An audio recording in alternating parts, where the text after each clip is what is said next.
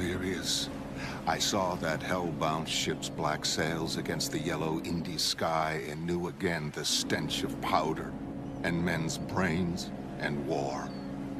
The waves about me were scarlet, foaming, horribly warm.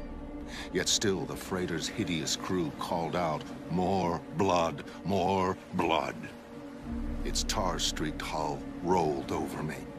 In despair, I sank beneath those foul pink billows, offering up my wretched soul to Almighty God, His mercy and His judgment.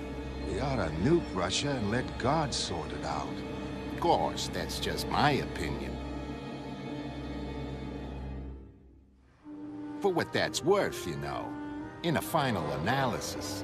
Waking from nightmare, I found myself upon a dismal beachhead amongst dead men and the pieces of dead men. Listen, I see every goddamn front page in the world. Bosun Ridley lay nearby. Birds were eating his thoughts and memories. For instance, the more disasters happen, the more papers I sell.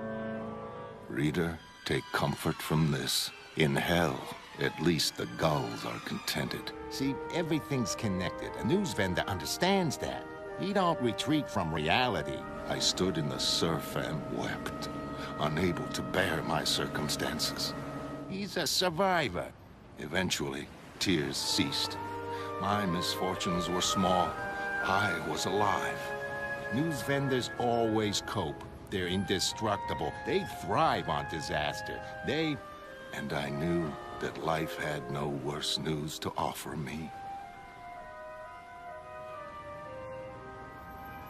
Is it here yet? Oh, your copy of the New Frontiersman. Sure, it's here. I keep it for you every day, don't I? How's the end of the world coming along? Today, for certain. The figurehead lay at my feet, blindfolded by seaweed. I made to take the ribbon of kelp from off her painted eyes, then thought better of it, not wishing her to suffer the terrible distractions of that grim tide line. She had borne me through seas of blood. Her damp embrace had prevented me from drifting beyond reach. Yet this small comfort was all I could offer. I could not love her as she had loved me. John? When do you have to do that TV interview this evening? Is it soon? No. We have plenty of time. Good. Ah! Oh, God! That's horrible! Stop it! John, be one person again. Lori, don't be upset. I thought you'd enjoy it. I do try to please you. I know. I'm sorry. I overreacted. Look, I gotta go find a cigarette. I'm sorry. I don't know what stimulates you anymore. John, please. It's okay. Just forget it. I'm fine, really. It doesn't matter. John, how the hell long have you been working out here? Lori, try to understand. Were you working in here at the same time as we were in bed? Lori, my work's at an important stage. It seemed unnecessary to... Shut up! I hate you. I'm leaving. I'm getting dressed, and I'm leaving. Lori, can't we talk? If you think there's a problem with my attitude, I'm prepared to discuss it. Lori. He couldn't relate to me, not emotionally, certainly not sexually. Within 3 years, he dumped me for some 16-year-old who ran around in her underwear. One day, he'll find out. He'll find out what it feels like. I see. So, Miss Slater, how do you feel now that you've learned about your condition? Bitter. Bitter as hell. I started smoking. I figured, why not? Nobody's gonna miss me after I'm gone. I know that. Especially not him. You see, he doesn't care. He doesn't have to get old. That's... Excuse me. That's why I'm talking to you people. I want the world to know about him. what he did to me.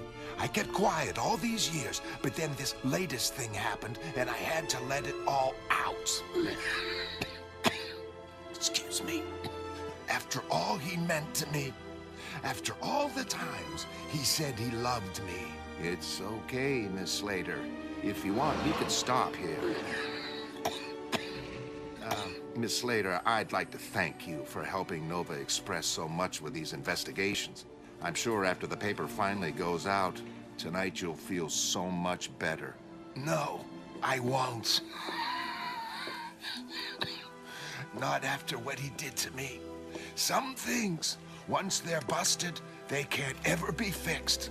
But I'm glad that after that show tonight, everybody's gonna know what he did. Oh, God. It's such a relief. It's such a relief just to talk to somebody. Lori? Well, come on in. It's good to see you. Sorry about all this mess. I'm having a new lock fitted. It's okay, friend. Almost through here. I'll make coffee. It's funny. I was hoping I'd run into you so I could thank you for that dinner last week. I thought maybe you'd be at the funeral, but John said you'd had to visit your mother. You take sugar with your coffee? Yes. Yes, 2 sugars. So, anyway, how is your mom? Hollis Mason was asking after her just the other week. Oh, she's great. Just great.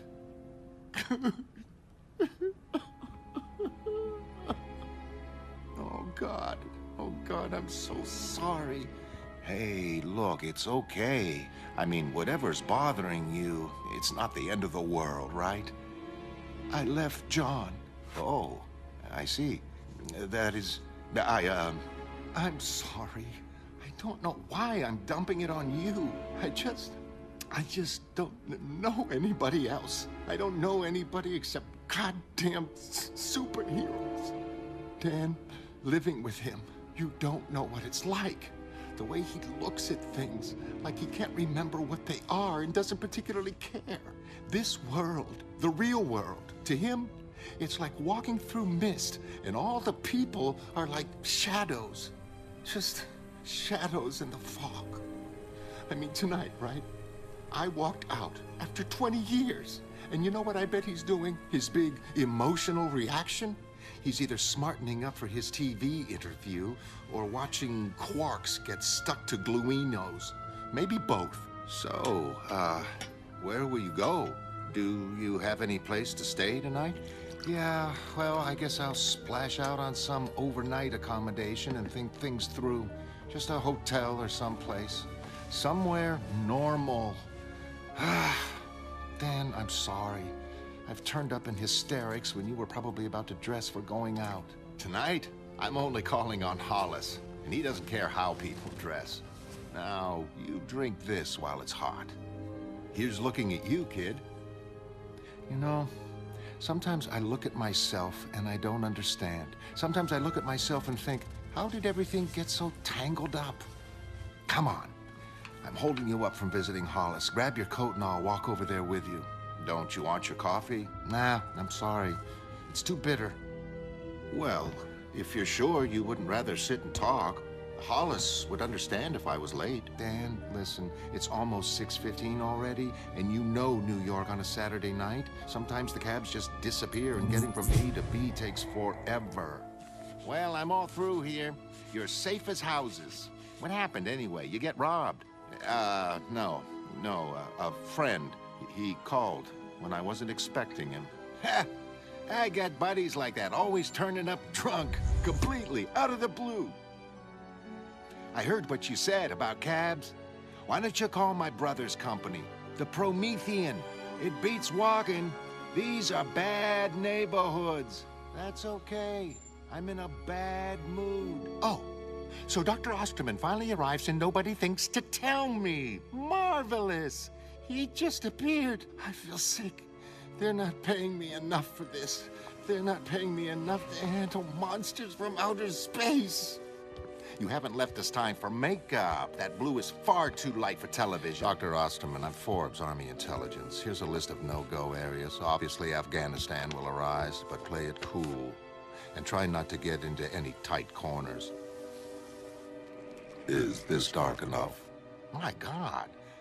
Well, yes. That's just perfect. That's certainly dark enough for my purposes. If the Geneva talks come up, the official position is that they can't resume until the Soviets agree to exclude you from the agenda. Shh! We're on. Ladies and gentlemen, I think we're ready to start, and believe me, we have something really special for you tonight. In his first ever live question and answer session, let's have a big hand, please, for Doc Manhattan himself, Dr. Jonathan Osterman. What's up, Doc? Up is a relative concept. It has no intrinsic value. Right, okay. So let's get on to the questions. You, over there. Doc, if the Reds act up in Afghanistan, will you be prepared to enter hostilities? As far as I know, there is no situation in Afghanistan currently requiring my attentions. Okay, fine. Now, how about you over there? Yes, you, sir. And please, let's try and keep it snappy.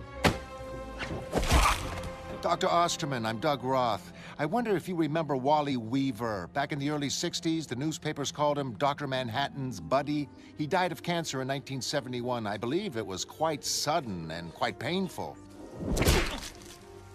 I remember Wally as a good friend. I attended his funeral. Really? How about Edgar W. Jacoby, also known as Moloch? You encountered him several times during the 60s in battles, conflicts, whatever it is you super people do. Did you know that Jacoby also has terminal cancer? Moloch? No. No, I didn't know that. I'd rather not. What's the matter, Doctor? Am I starting to make you feel uncomfortable? Then how about this one? Did you know that Miss Janie Slater, linked romantically with you in the 60s, is currently suffering from lung cancer? Doctors have given her 6 months to live. Notice any connection? Janie? But I wasn't told. Are you suggesting... Okay, that's it. No more questions. The show's over. Also, we have reports of more than 24 other past associates similarly afflicted. Come on, let's get out. The mob's getting aroused. Do you think you gave Miss Slater cancer by sleeping with her? No, please, if you'll let me through. Let him through. He's not here to answer questions on intimate moments. How does it feel to know that you may have doomed hundreds of people? Please, if everybody would just go away and leave me alone. Gentlemen, I think it's safest not to pursue this line of thinking.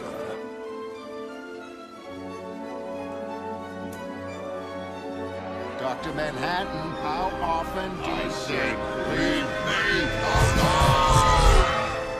Jesus, us getting mugged. Look, I'm shaking. Once the adrenaline wears off, I always feel sort of weird, sort of empty. Why not visit Hollis and get your breath back? I've had enough superhero stuff for one day. I'm gonna find a hotel and think my relationship over. See if I can come up with one good reason to stick around. Anyway, you take care of yourself, Dan. It's a tough world out there. Yeah, you too, Lori. Bye.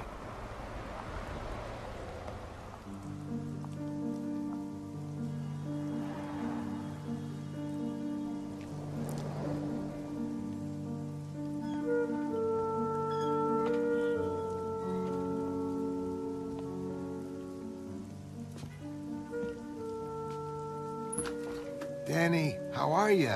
You're late. I thought you'd had an accident. No, I just had a little skirmish. You're not the only one. I've just been watching Doc Manhattan on TV. He teleported everybody out of the TV building, cameras and all. But I was just with Lori. She doesn't know. Well, she'll know soon enough. That show went out on prime time. The whole world will know soon enough. I knew it. Will you look at that? The freighter's murderous onslaught had surprised us. We'd been blasted to fragments before we could warn Davidstown of the hell ship's approach. Cancer. I might have known. I thought of my family, vulnerable, unsuspecting, never dreaming that damnation bore down upon them.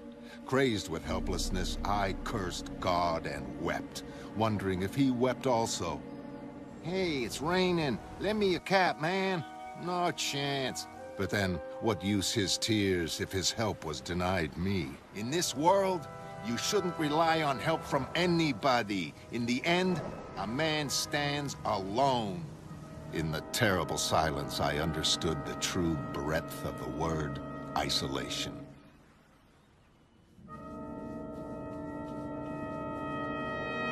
What are you doing? I was painting up this warning notice as ordered. It seems I'm incapable of cohabiting safely, either emotionally or physically. Perhaps you'd best tell Miss Uspecic and your superiors that I'm leaving. Leaving? Yes, for Arizona first, I think, and then Mars. Holy Christ! Sergeant!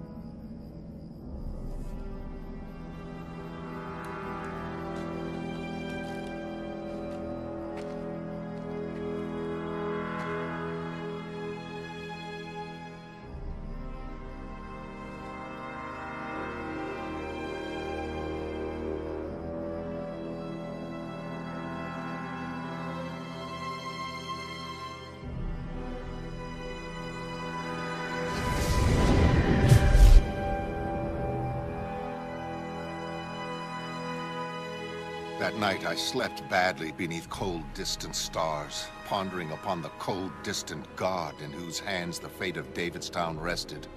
Was he really there? Had he been there once, but now departed?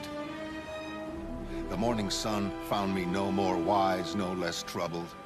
Further down the shore, several of the beached corpses had become inflated by gas. You seen this? He's gone. New frontiersman says it's the Russians. I set about burying the sodden carcasses, matching odd limbs as best I could. With them, I buried all hope for my family's survival. I mean, what's next, you know? Give me a gazette as well. I see the world didn't end yesterday. Are you sure? I had never seen so many dead people. By dusk, the crater was deep enough, and I commenced hauling those cold, maimed, wretched things into the bed I had prepared. Dragging and cursing, I hoped my wife and daughters might be tucked in by gentler hands when their turn came. I began to weep again. Dear God, who would protect them? Hey, are you back again? Listen, when are you thinking of paying for that funny book? The freighter was almost upon them. Gone?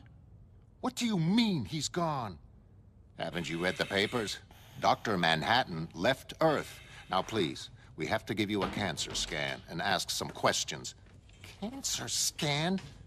What is this? Who are all these people? Leave that alone. That's my mother's. Miss Uspecic, we have to ask. Did you place Dr. Osterman under any emotional stress last night? What? Are you blaming me for something? Who do you think you are? Listen, when John gets back, you're in big trouble. Listen, lady. If our psychologists are right, John is quite possibly never coming back. Your meal ticket has flown the coop. The linchpin of America's strategic superiority has apparently gone to Mars. But you're right. I am in big trouble, and you're in big trouble. And we're all in big trouble.